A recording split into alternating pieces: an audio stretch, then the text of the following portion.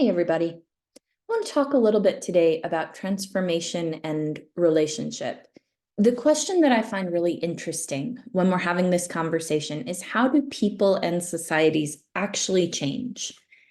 We certainly know that it's the case that a lot of us think that the society we live in is not the society that we wish we lived in. We think that things ought to be different from how they currently are. And then there's this question of, how do we go about that? What actually works? If we believe at all that it's possible to change, if we have any sense of hope, then we have to have some kind of strategy about how do we do it. If I want to change somebody's behavior, if I just want to alter what other people are doing, because I think society would be better if I could alter what other people are doing, then I can do that with external pressure. For example, I can tell you that you're going to be punished if you don't behave by the rules that I like. And there's a couple of ways that I can do that. I can do it legally. I can make sure that we have a new law that requires you to behave in a particular way. Or I can change social expectations and just make it really obvious that if you say this or you do that, you're going to end up being socially ostracized. Nobody's going to want to talk to you. Nobody's going to want to support you. And therefore, you'll have to change your behavior. And honestly, that works, but it doesn't change hearts. So I can change behavior by external pressure, but I can't change hearts through external pressure. And what this does is that it starts to drive internal beliefs into privacy and hiddenness. I haven't changed the way that people feel about things or the way that people think about things. What I've done is I've taken away their ability to express that through their behavior. But this can really build resentment inside. People start to resent the fact that they're being told how they can and can't behave. And listen, making a legal change in society is often very important. I'm not saying that we can't or shouldn't seek legal changes when we're trying to transform society. Sometimes we need to change people's behavior, and it's incredibly important to do that because otherwise somebody's going to get hurt. And that's why things like civil disobedience and elections are really important. Elections are my way of influencing my government in terms of who is in these different positions.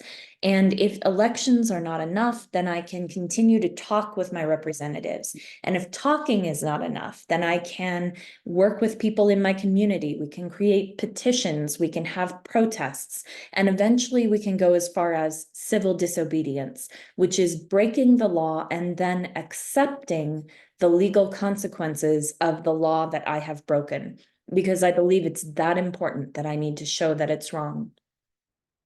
But again, civil disobedience and elections and other types of efforts to influence the law in society are not the same thing as changing people's hearts and their internal belief systems.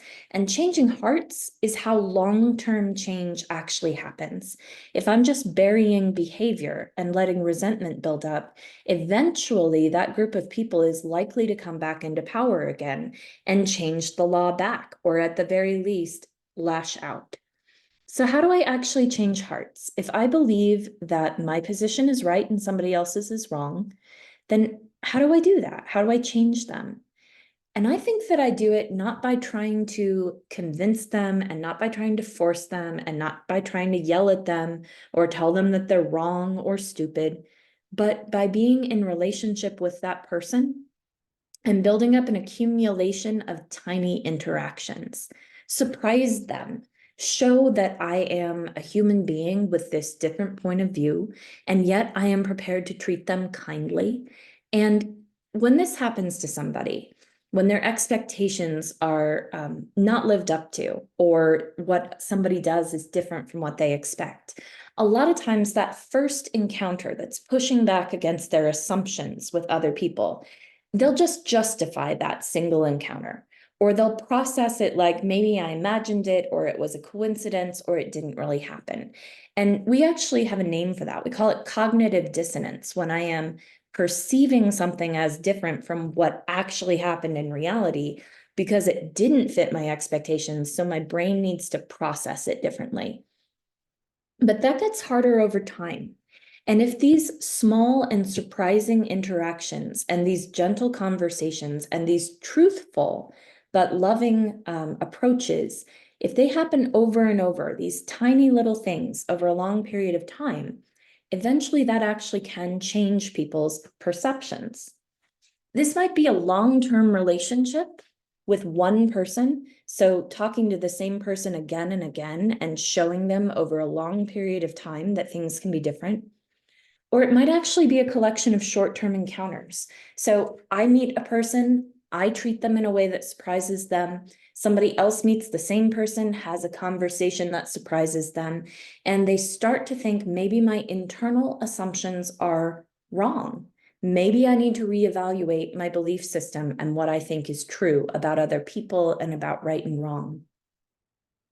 I want you to try to think about a time when you changed your perspective, when you used to believe one thing and then later you believed something else, and try to think about that genuine shift of internal beliefs and what prompted it.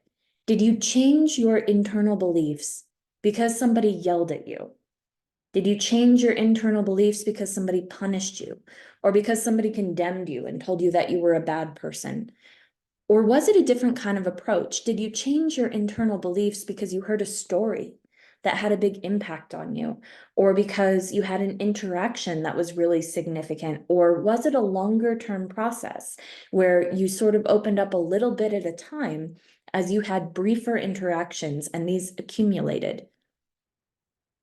When we're thinking about how do we want to change society, it can be really hard to have the patience to say, I'm going to have that one-on-one, over time, long-term process of transformation and relationship. But then the question that I find that I need to ask is, do you want to change people's hearts? Or do you simply want to demonstrate how angry you are? You can demonstrate how angry you are. You can show that. You can act in ways that say, you are all wrong and you're bad and I'm furious with you. And that anger, it's possible in some circumstances, may even be justified. But when we're trying to just show how angry we are, and we are blaming people and yelling and saying they're wrong, we are trying to force change. Or if we're ignoring someone, we're refusing to engage. In the absence of ongoing relationship and consistent interactions, we are adding to an environment that is more likely to experience violence. It's totally possible that you yourself would never be violent. And it's not about you. It's not about you becoming violent. But if you are putting anger out into the world and you're not trying to actually change hearts, if you're refusing to interact or you're interacting in a way that is only blame-based, well, okay, then you're adding to an environment that is more divided into subgroups that are getting mutually more extreme. And that's an environment that's more likely to eventually have violence. Transformation in relationship. Again, sometimes we have to change the law. That's what government processes are about. That's also what civil disobedience is about. Sometimes we need to change the law because we need to change behavior because we have a situation where people are getting hurt. But in addition to that, not instead of that, but in addition to that, if we want to change hearts, that's a different approach. And it's not about force, it's about transformation and long-term relationship. Next time that we talk, I want to dig a little bit into integrity and complexity. That's next time.